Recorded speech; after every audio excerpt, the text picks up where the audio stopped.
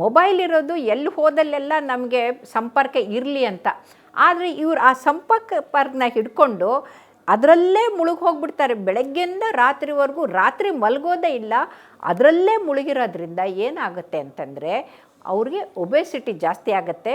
ಈ ಮೊಬೈಲಲ್ಲಿ ಮುಳುಗಿದವ್ರಿಗೆ ಒಂದು ಕ್ರಿಯೇಟಿವಿಟಿ ಇರೋದಿಲ್ಲ, ಇದಿರೋದಿಲ್ಲ, ಅವ್ರಿಗೆ ಸೃಜನಶೀಲತೆ ಇರೋದಿಲ್ಲ. ಅಷ್ಟೇ ಅಲ್ಲ, ಟೈಮ್ ವೇಸ್ಟ್ ಆಗಿ ಹೋಗ್ಬಿಡುತ್ತೆ. ಆಮೇಲೆ ಅವ್ರಿಗೆ ಸ್ಟ್ರೆಸ್ ಜಾಸ್ತಿ ಆಗಿ ಹೋಗ್ಬಿಡುತ್ತೆ. ಮಾಡೋ ಕೆಲಸ ಮಾಡಿರೋದಿಲ್ಲ, ಮಕ್ಕಳು ಓದಬೇಕಾಗಿರೋ ಹೋಮ್ವರ್ಕ್ ಮಾಡಿರೋದಿಲ್ಲ, ಮೊಬೈಲಲ್ಲಿ ಮುಳುಗಿರ್ತಾರೆ. ಹಾಗಾಗಿ ಮಕ್ಕಳಿಂದನೇ ಸ್ಟ್ರೆಸ್ಸು ಶುರುವಾಗಿ ಹೋಗ್ಬಿಡುತ್ತೆ. ಪಾಠ ಓದ್ತಾ ಇದೆಯಲ್ಲ, ಮಾರ್ಕ್ಸ್ ಚೆನ್ನಾಗಿ ಬಂದಿಲ್ಲ, ಫೇಲ್ ಆಗಿ ಹೋಗ್ಬಿಟ್ರು, ಇವೆಲ್ಲವೂ ಕೂಡ ಕಾರಣ ಈ ಮೊಬೈಲಿಂದ. ಸೊ ಹಾಗಾಗಿ ಮೊಬೈಲ್ ಡೈರೆಕ್ಟ್ಲಿ ಹಾರ್ಟ್ ಅಟ್ಯಾಕ್ಗೆ ಕಾರಣ ಅಂತ ನಾನು ಹೇಳ್ತಾ ಇಲ್ಲ. ಆದರೆ ಮೊಬೈಲಿಂದ ಸೈಡ್ ಎಫೆಕ್ಟ್ಸ್ ಏನಿರುತ್ತಲ್ಲ, ಅಡ್ಡ ಪರಿಣಾಮಗಳಿಂದ ಆ ಮಕ್ಕಳಲ್ಲಿ ಸ್ಟ್ರೆಸ್ಸು ಹೆಚ್ಚಾಗ್ತಾ ಇದೆ.